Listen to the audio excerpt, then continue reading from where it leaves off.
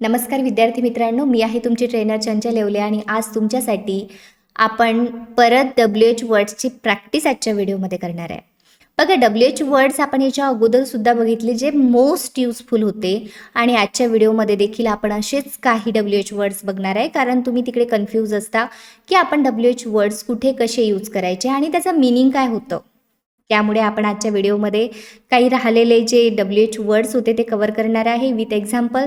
कारण एक्झाम्पल्स यासाठी घेतले आहेत मी की जेव्हाही आपण कुठलाही शब्द सेंटेन्समध्ये यूज करून आपण त्याची प्रॅक्टिस करतो तेव्हा तो आपल्या माइंडमध्ये फिट होतो, परत आपण तो विसरत नाही. त्यामुळे आपण विथ सेंटेन्सेस प्रॅक्टिस करतोय. तर चला, पहिला वर्ड आहे आपला आजच्या याच्यामधील, तो म्हणजे विथ होम. हा ऑलरेडी याच्या अगोदर देखील झाला होता, मात्र आजसुद्धा आपण करून घेऊ. कारण आपण हे जे सोबत आलेले दोन शब्द तुम्हाला दिसतील, दोन वर्ड्स दिसतील, तुम्हाला असं वाटणार नाही कधी की हे WH वर्ड असू शकतो म्हणून. मात्र हे जरी दोन शब्द दिसत असले तरीसुद्धा हा एकच वर्ड असतो, WH वर्ड याला आपण असं म्हणत असतो. सो त्यासाठी मी हा वर्ड परत आला तरी काही प्रॉब्लेम नाही, त्याची प्रॅक्टिस होऊन जाईल आपली. तर सोबतच विद्यार्थी मित्रांनो, जे कोणी चॅनलवरती नवीन असाल, आपला हा सिरीजमधील व्हिडिओ आहे.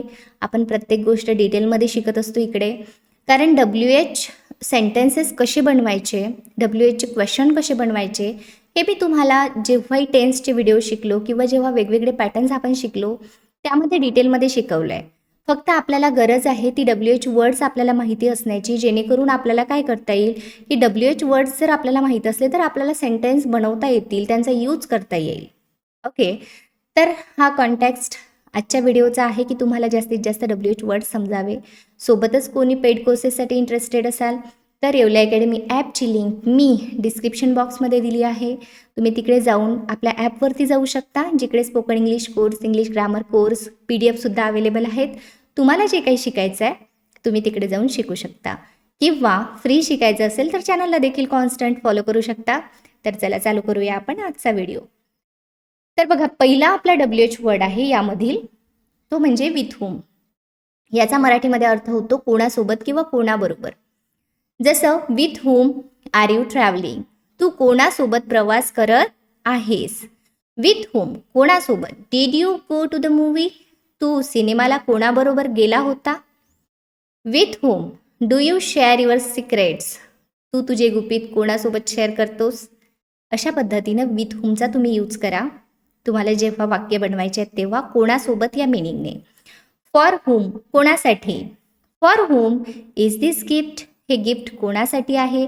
जेव्हाही आपल्याला कोणासाठी म्हणायचं असेल तर फॉर होम हे कम्प्लीट आपण एकसाथ यूज करणार. ओके, फॉर होम हा एकच WH वर्ड झाला. For whom are you waiting, तू कोणासाठी थांबला आहेस. For whom did you buy this book, तू हे पुस्तक कोणासाठी घेतलीस. अशा पद्धतीनं फॉर होमचा यूज करा. आणि ज्यांच्यासाठी हे शब्द सर्व नवीन आहेत त्यांनी लिहून घ्या. नेक्स्ट आहे आपलं फ्रॉम वेअर. बघा, फ्रॉम वेअर म्हणजे काय, कोठून किंवा कुठून असं आपण त्याला म्हणतो. From where are you coming, तू कुठून येत आहेस.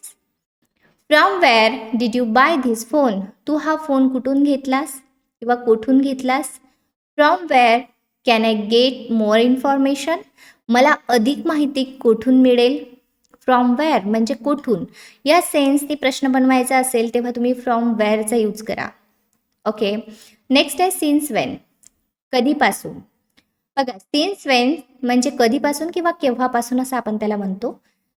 Since when have you been working here, तू इथे केव्हापासून काम करीत आहेस किंवा कधीपासून काम करीत आहेस. सिन्स वेन परत कधीपासून. Since Wien do you know him, तुला त्याला कधीपासून माहीत आहे. सिन्स वेन म्हणजे तू त्याला कधीपासून ओळखते असं सुद्धा आपण याचा अर्थ घेऊ शकतो. तू त्याला कधीपासून किंवा केव्हापासून ओळखतेस.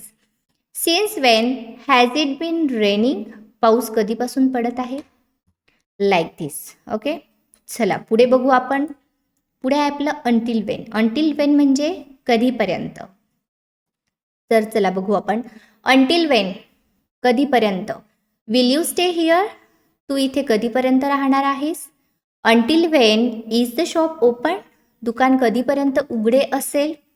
Until Wien can I submit the assignment, बघा, मी असाइनमेंट कधीपर्यंत सबमिट करू शकते? कधीपर्यंत. टायमिंगशी रिलेटेड आपण विचारतोय कधीपर्यंत मी हे करू शकतो, कारण आपण नेहमी विचारतो हे प्रश्न. त्यामुळे हा वर्ड, प्रत्येक जो शब्द WH वर्ड आपण शिकतोय तो प्रत्येक शब्द हा अतिशय महत्त्वाचा आहे. त्यामुळे महत्त्वाचे सर्व WH वर्ड्स आपण कव्हर करतोय. बघा, बाय वेन. बाय वेन म्हणजे कधीपर्यंत. By when will you finish the work? तू काम कधीपर्यंत पूर्ण करशील? By when do you have to reach the station? तुला स्टेशनवर कधीपर्यंत पोचायचे आहे? बाय वेन, बघा, by when can I expect your reply? मी तुझ्या उत्तराची अपेक्षा कधीपर्यंत करू शकतो? तर बाय वेन म्हणजे कधीपर्यंत. टू हुम, बघा इथे आला आता टू हुम म्हणजे कोणाला किंवा कोणास. To whom did you give the letter? तू पत्र कोणाला दिले? टू हुम, बघा कोणाला. To whom should I talk about this? याबद्दल मी कोणाशी बोलावे? To whom does this house belong? हे घर कोणाचे आहे? अशा पद्धतीने आपल्याला टू हुमचा यूज करायचा आहे, कारण आपण असं नेहमी विचारतो आहे ना, तू पत्र कोणाला दिले किंवा याबद्दल मी कोणाशी बोलावे. आपल्याला जेव्हा माहिती विचारायची असते कोणाला एक्स्ट्रा, त्यावेळी आपण विचारतो. बघा, हाऊ मेनी टाइम्स, किती वेळा या ठिकाणी आहे. हाऊ मेनी टाइम्स म्हणजे किती वेळा. How many times have you visited this place? तू हे ठिकाण किती वेळा भेट दिली आहे किंवा किती वेळा व्हिजिट केली आहेस? किती वेळासाठी. How many times do I have to repeat this? मी हे किती वेळा सांगायचे आहे? How many times did you call me? तू मला किती वेळा फोन केला? अशा पद्धतीनं हाऊ मेनी टाईमचा तुम्हाला यूज करायचा आहे. आता हाऊ मच टाईम, या दोघांमध्ये डिफरन्स काय आहे? जेव्हा काउंटेबल गोष्टी असतात तेव्हा आपण हाऊ मेनीचा यूज करत असतो, जेव्हा अनकाउंटेबल असतात त्यावेळी आपण हाऊ मचचा यूज करतो.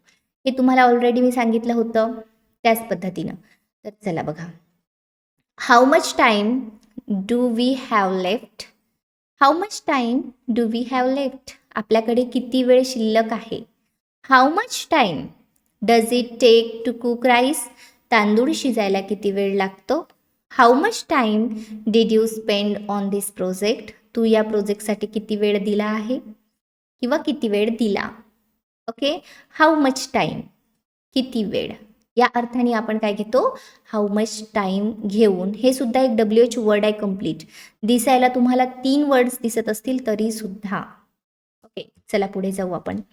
काही आपले महत्त्वाचे असे, सगळेच महत्त्वाचे आहेत, कारण प्रत्येक WH वर्ड हा कुठे ना कुठे आपल्याला यूजमध्ये आलेला असतो आणि आपल्याला माहीत नसेल तर मग कन्फ्युजन असतं. ॲट व्हॉट टाईम, किती वाजता. At what time does the train arrive? गाडी किती वाजता येते? बघा, at what time. At what time is the meeting scheduled? Meeting किती वाजता ठरली आहे? At what time do you wake up? तू किती वाजता उठतोस? ॲट व्हॉट टाईम, बघा टाईमसाठी आपण ॲटचा यूज करतो. At what time. नेक्स्ट आहे आपल्याला डे विषयी जेव्हा बोलायचं असतं तेव्हा आपण ऑनचा यूज करत असतो. ऑन विच डे, बघा इथे ऑन विच डे, कोणत्या दिवशी. On which day is the exam? परीक्षा कोणत्या दिवशी आहे? On which day are you going to the office? तू कोणत्या दिवशी ऑफिसला जाणार आहेस? On which day did you meet him? तू त्याला कोणत्या दिवशी भेटलास? अशा पद्धतीनं आपल्याला 26 जे मोस्टली यूज केल्या जातात, खूप महत्त्वाचे असे असतात, असे सर्व WH वर्ड्स आपण कवर केले आहेत, ज्यामध्ये प्रत्येक गोष्ट आपण बघितली, विथ एक्झाम्पल बघितलेत. आय होप सगळ्या गोष्टी तुम्हाला क्लिअर झाल्या असतील. सर्व WH वर्ड्स तुम्ही नोट डाऊन केले असेल आणि प्रॅक्टिससुद्धा करत असाल अशी अपेक्षा मी करते. या ठिकाणी आपण थांबूया, भेटू इन नेक्स्ट व्हिडिओमध्ये. तोपर्यंत सगळ्यांनी कीप प्रॅक्टिसिंग.